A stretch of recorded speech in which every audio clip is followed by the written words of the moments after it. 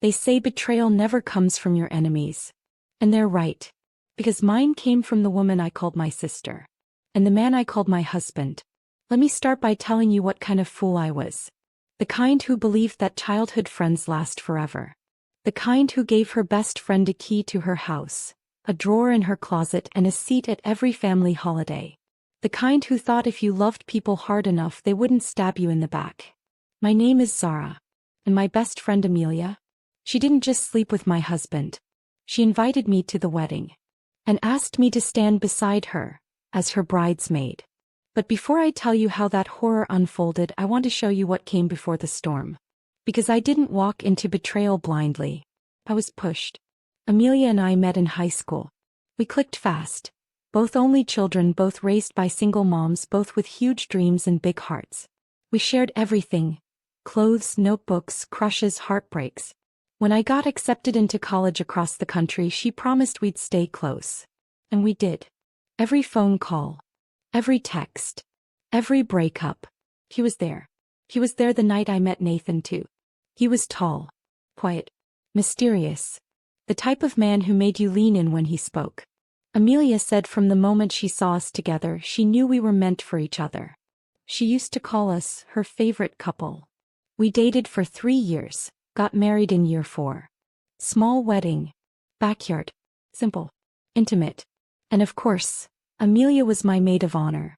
She cried during her speech. Told me how lucky I was. How proud she was. How happy she was to witness my fairy tale. I never imagined she was writing her own plot behind the scenes. For a while everything was fine. Or so I thought. Nathan started getting distant about 2 years into our marriage. I chalked it up to work. Stress. Life. He'd come home later, kiss me on the forehead instead of the mouth, pull away when I tried to cuddle. I asked him if everything was okay. He said, "Just tired, babe. It's not you." Spoiler alert, it was me. Not because I did something wrong. But because I was in the way. He wanted her. And I didn't find out from a suspicious text or lipstick on his shirt or a hotel receipt in his pocket. I found out from Amelia herself. It was a Sunday afternoon. She came over with wine, her usual laugh, and this glowing energy. I thought she was just in love. She told me she had big news and wanted me to hear it first. I thought maybe she finally got promoted. Or met someone new. She sat on my couch, held my hands, and said with a smile, "I'm getting married." I screamed. Hugged her. Asked a million questions. Then I said, "Who's the lucky guy?" And I will never forget the way she said his name. Like it was the most natural thing in the world. Nathan. My Nathan. My husband. I laughed at first. I thought she was joking. Thought maybe it was another Nathan. But then she said it again. Come. Clear. No shame. "Hi, Nathan?" I asked, my voice barely above a whisper. She nodded. "I didn't want you to find out this way. But I didn't want to lie either. We've been seeing each other for a while now. I fell in love with him." I felt the blood drain from my face. "You what?" She looked at me like I was the one being dramatic. "We didn't mean for it to happen," she said. "But it did. And we're happy. I know it's a shock, but I hope we can be mature about this." That was the word she used. After stealing my husband, shattering my heart, and gutting our friendship, she wanted maturity. But the worst part wasn't the affair. Wasn't even the fact that she was marrying him. It was what she said next. She grabbed my hands again like she had a right to touch me and whispered, "I want you to be my bridesmaid. Please. It would mean everything." I stared at her in silence. Because what do you say when your so-called best friend casually invites you to stand next to her while she marries the man who used to sleep in your bed? What do you say when someone digs a knife into your chest and smiles while twisting it? I didn't cry. Not in front of her. I just stood up, walked into my bedroom, closed the door, and screamed into a pillow until my throat was raw. Because that was the moment I realized. This wasn't just betrayal. This was war.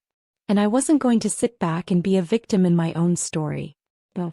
I was going to give them both the performance of a lifetime. Because if Amelia wanted a bridesmaid, I'd give her one. But she'd never forget it. I stayed in that bedroom for 3 hours. I didn't move. Didn't speak. I barely breathed. Outside the door, Amelia sat on my couch, scrolling through her phone like she hadn't just set fire to 10 years of friendship. Like she hadn't shattered my marriage with her bare hands. I could hear the sound of her fake little nails tapping on her screen. Like she was texting Nathan. Like she was celebrating. I thought I'd cry. I didn't. I thought I'd beg her to leave. I didn't. I sat in silence and let the realization soak into my bones. I had been sleeping beside a liar. Laughing beside a snake. Sharing my dreams with a thief. No. They wanted me to wear a satin dress and smile in their wedding photos. The woman who betrayed me. And the man who vowed to love me forever. 4 days after I disappeared, I turned my phone off. Took leave from work. Left the city. I stayed in a cabin upstate, no signal, no noise. Just me and the storm inside my chest. I wanted to scream until my soul cracked. But I didn't. Because what they took from me was too sacred to waste on rage. I needed a plan. Not to hurt them. But to expose them. See, that's the thing about people like Amelia and Nathan. They don't fear confrontation. They crave it. They'll spin it, twist it, weaponize it. Play victim with crocodile tears and Instagram captions. But exposure? That terrifies them. The idea that people will see them clearly. Not as the polished, perfect couple they pretended to be. But as what they really are. Traitors wrapped in tulle. So I came back from that cabin with a new face. Not bitter. Not broken. Still. I texted Amelia. I'll be your bridesmaid. I have a few conditions. She replied in under a minute. OMG, yay. Of course, whatever you need. I wanted to vomit. But I didn't. Because I needed to play this perfectly. First condition. I wanted to design my own bridesmaid dress. She agreed. Second, I wanted to give a toast at the reception. She hesitated. Then said yes. And just like that, the stage was set. Over the next few weeks I played my role. I showed up to fittings. Smiled at the bachelorette party. Helped pick out flowers. Every woman there thought I was the most mature ex-wife on earth.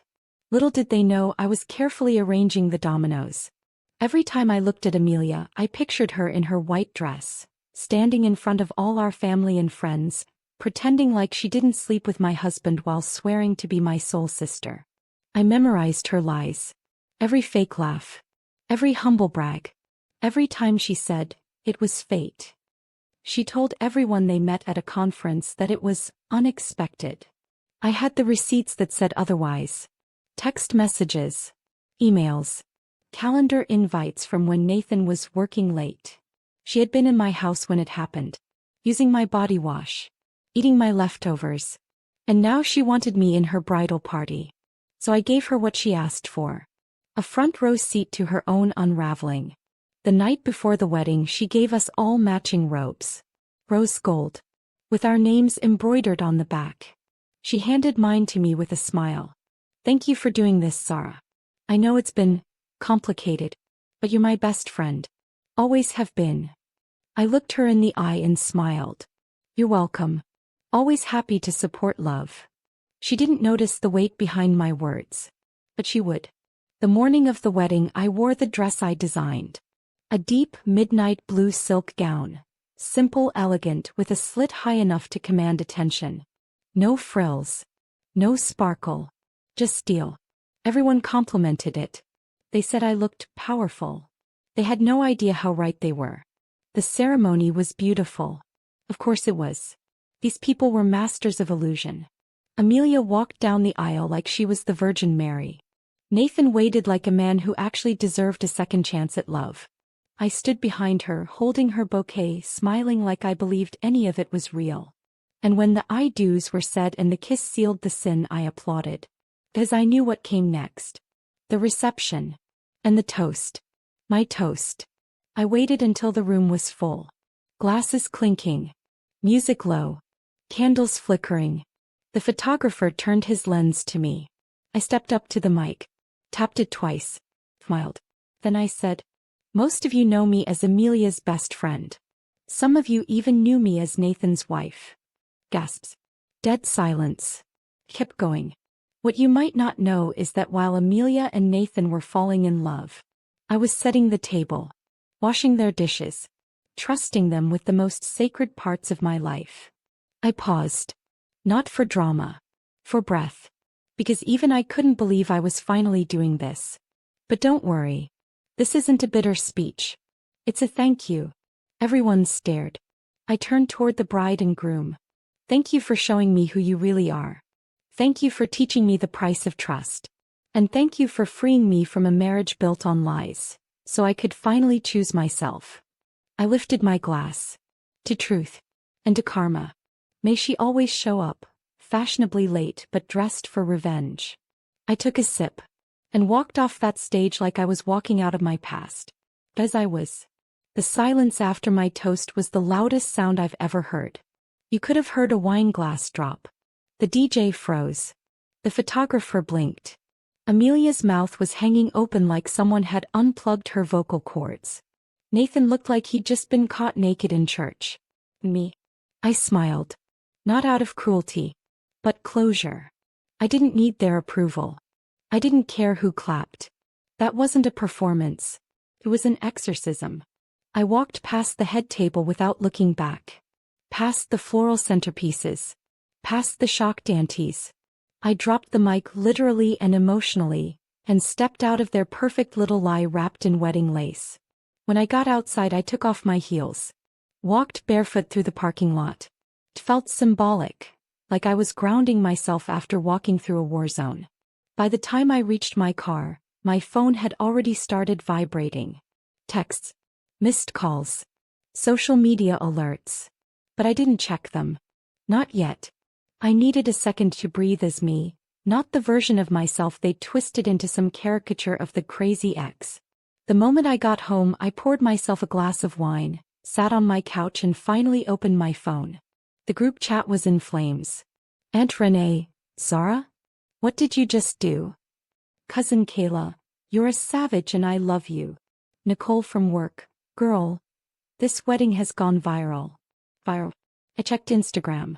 Someone had posted a video of my toast. It was everywhere. Pages that repost savage moments. Blogs about betrayals. Even podcasts. Comments poured in like wildfire. This is what real elegance under pain looks like. She didn't scream. She didn't fight. She just exposed and exited. Queen behavior. The bride asked her to be a bridesmaid? After stealing her man? Oh, this is Shakespeare-level betrayal.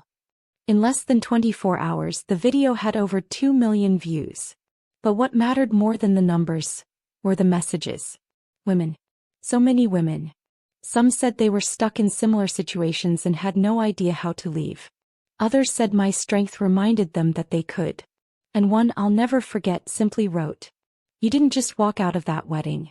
You walked into every woman's fantasy who's ever been betrayed and silenced." That message made me cry. Because for so long I thought I was weak. Naive. Ashamed for not seeing it sooner. For trusting too hard. For loving too much. But now. I saw my softness for what it was. Power unpolished. And the second I cut them both off, it gleamed. Speaking of which, Amelia tried to reach out. 10 times. She sent me a voice note at 2 a.m. I played it once. Her voice was trembling. Whether from rage or humiliation I couldn't tell. Zara, how could you do that? That was supposed to be the happiest day of my life. And you ruined it. You embarrassed me in front of everyone. I don't even know who you are anymore. I paused the audio. Because that part? That was the only thing she got right. She didn't know me anymore. Because the woman who used to cry over her approval was gone. I didn't reply. She followed up with a text the next morning. You know Nathan's hurting too. This has been hard for both of us. I read it 3 times. Then I laughed so hard I dropped my phone. Hard for both of us. As if they were the victims. The delusion was so thick it could have been bottled and sold. That day I wrote a blog post. Not to be petty. But to document the truth. I titled it, "The Bridesmaid Who Burned the Bouquet." It detailed everything. The friendship. The affair. The toast. The moment I chose to walk out instead of break down. And it went viral too. But not because it was scandalous. Because it was cathartic. Because every woman who's ever smiled through betrayal saw themselves in that post. Because sometimes the quietest revenge is the most unforgettable. Later that week, I heard from someone in Nathan's family. Apparently, his father pulled him aside after the wedding and said, "You'll spend the rest of your life trying to be happy with someone you betrayed to get." He didn't speak for the rest of the night. Amelia tried to salvage the honeymoon by posting throwbacks and inspirational quotes. But the comment sections told the truth. "Sis, that dress doesn't cover the betrayal. A stolen man can't be trusted.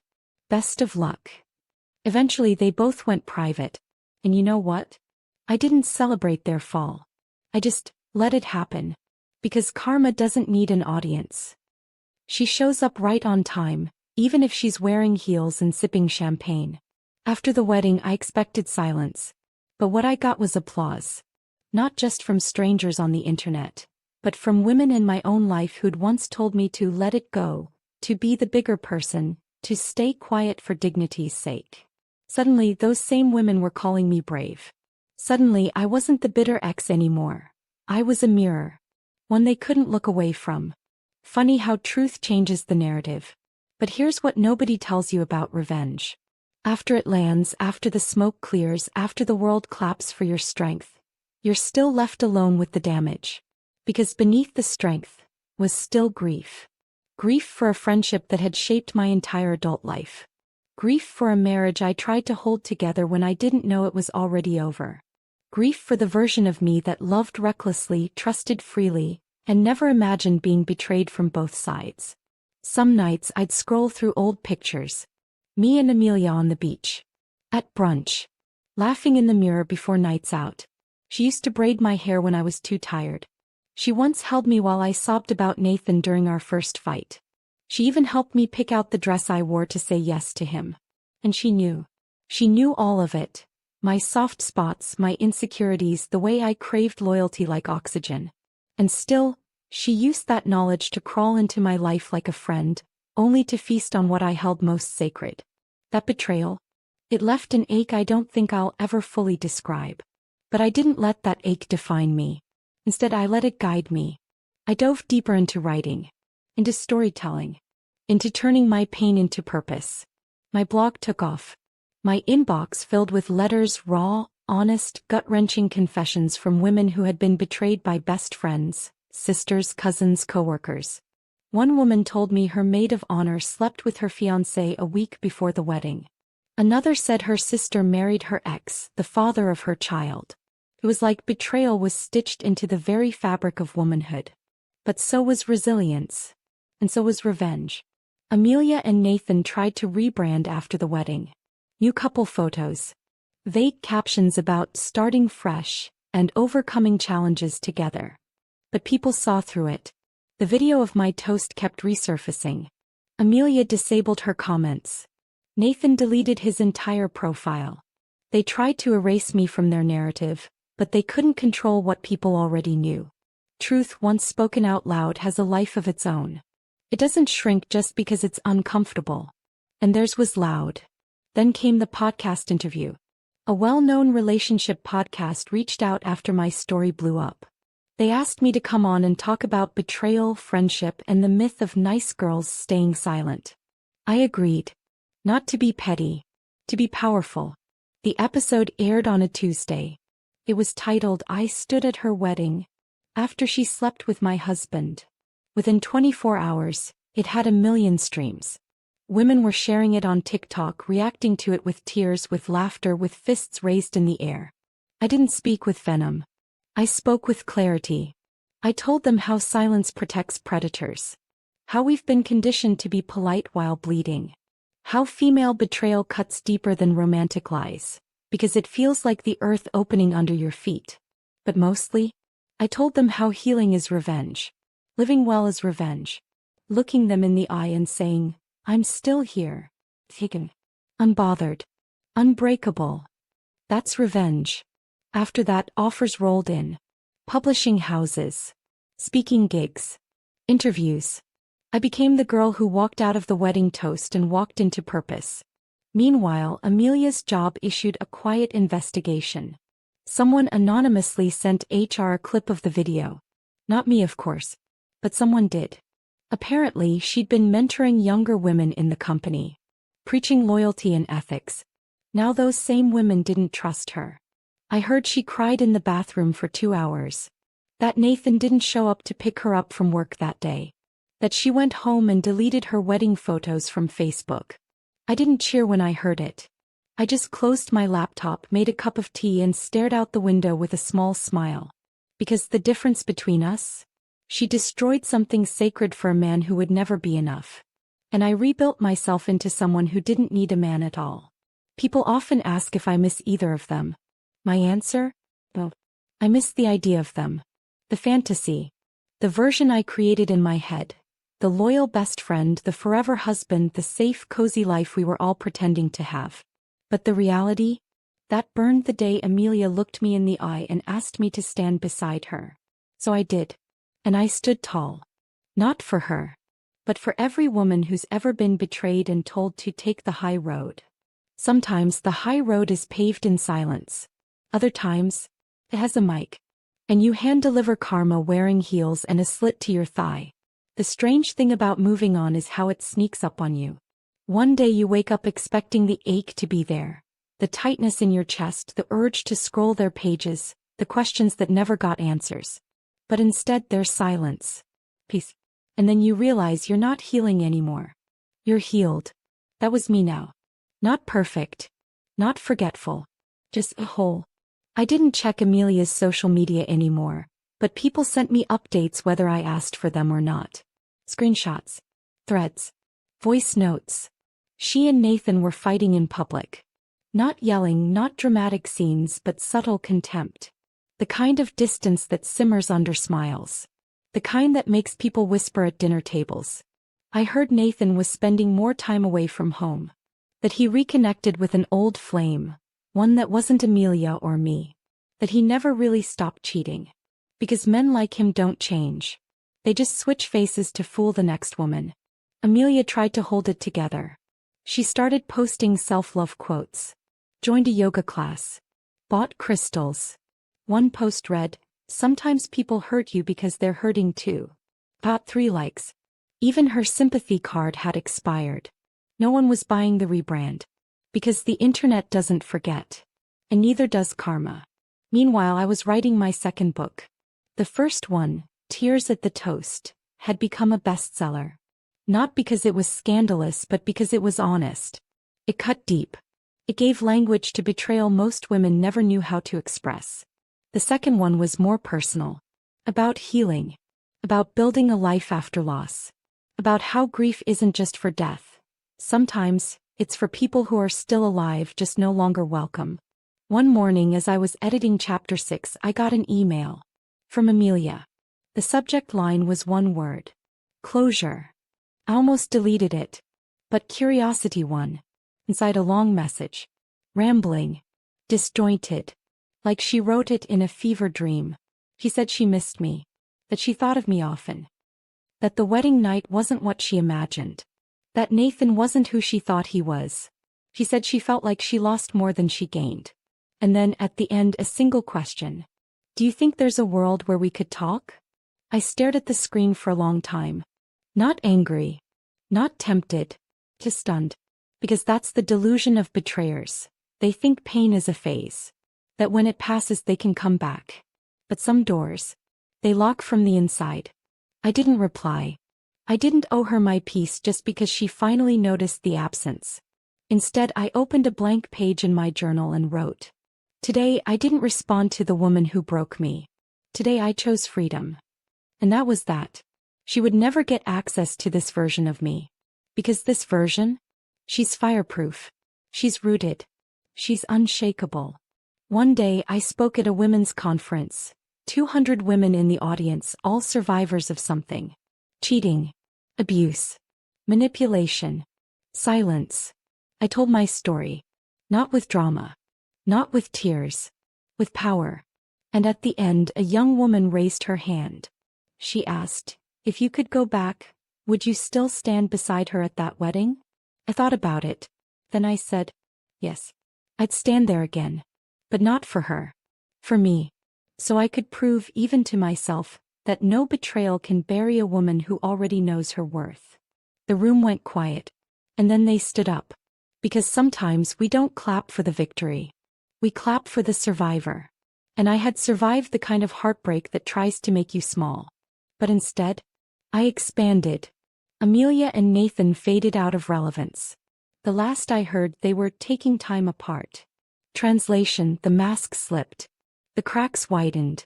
The lie they built their love on finally caved. I didn't celebrate it, but I acknowledged it. Because when you love yourself fiercely, you no longer crave the downfall of others. You just watch it happen like a passing storm. And know you're dry on the other side. The day I truly knew I had moved on was the day I saw them again. It had been over a year since the wedding. Over a year since I stood in that silk dress, holding the bouquet of a woman who betrayed me, staring at the man who used to promise me forever. I was speaking at a charity gala. A fundraiser for women's mental health. My face was on the flyers. My story was on the posters. I was the keynote speaker. And as fate or karma would have it, they were both there. Amelia and Nathan. I saw them across the room. They weren't holding hands. Weren't even standing close. There was space between them. Not the kind that's physical, the kind that's final. Amelia looked thinner. Tired. Her glow had dimmed. Nathan looked the same, like a man who still believed his charm could clean up his messes. When our eyes met, her lips parted like she might wave. I didn't blink. I turned and greeted a guest beside me, like she wasn't even in the room. Because that's what healing does. It gives you the power to erase people without revenge. To move on so thoroughly they question if they ever mattered. I delivered my speech to a full room. The applause was thunderous. Afterward, a line of women waited to hug me, thank me, cry with me. Amelia didn't approach. But Nathan did. He waited until the crowd had cleared, then walked over slowly like he thought I might run. Like he thought he still had that effect on me. He smiled. That same smirk he used to use to make me forgive him. You look good, Zara, he said. I see you're doing well. I smiled back. Polite. Distant. Unbothered. I am. He scratched the back of his neck, searching for something to say. Something to make this moment mean something. But it didn't. So I gave him what he wanted. A final word. I hope you've learned something, I said, still smiling. Because I did. He raised an eyebrow. I leaned closer. I learned that people only betray you when they think you're too weak to walk away. He looked down. And in that moment I saw it. The regret. The shame. The knowing. I turned and walked away, heels clicking on the marble floor like applause just for me. I didn't look back. Because there was nothing behind me worth remembering. That night I went home and sat by my window. I poured a glass of wine, opened my journal, and wrote the words that had lived in my chest for months. This is the version of me they never saw coming. I wasn't just healed. I was unrecognizable. And not because I changed for them. But because I chose me. Fully. Finally. Fiercely. Amelia and Nathan became a footnote. Their betrayal? A launch pad. Me. I became the author of my own life. My story. My comeback. So to any woman watching this right now, who's ever been betrayed, discarded, cheated on, lied to, manipulated, or replaced, I need you to know this. Your heartbreak is not your ending. It's your opening scene. You don't need to beg for closure. You are the closure. You don't need to fight for loyalty. You deserve it by default. And you don't have to stay small to be loved. Shrink for no one. Because one day they'll watch you glow from a distance. And realize they lost everything the moment they tried to play you. Let them regret. Let them replay. Let karma do the talking. And you keep walking. Because your revenge isn't chaos. It's calm. It's silent power. It's peace that no one can take. And that is the ending they never expected. If this story cracked something open inside you, if it made you think of the friend who betrayed you or the partner who left you bleeding, don't keep it to yourself. Like this video to show your strength. Comment below with one word that describes who you're becoming. Share this with someone who needs to hear that betrayal is not the end. It's the beginning. And subscribe for more stories like this, raw, real, and ruthlessly empowering. New episodes coming soon. Because around here, we don't just tell stories of pain. We tell stories of power. See you in the next one.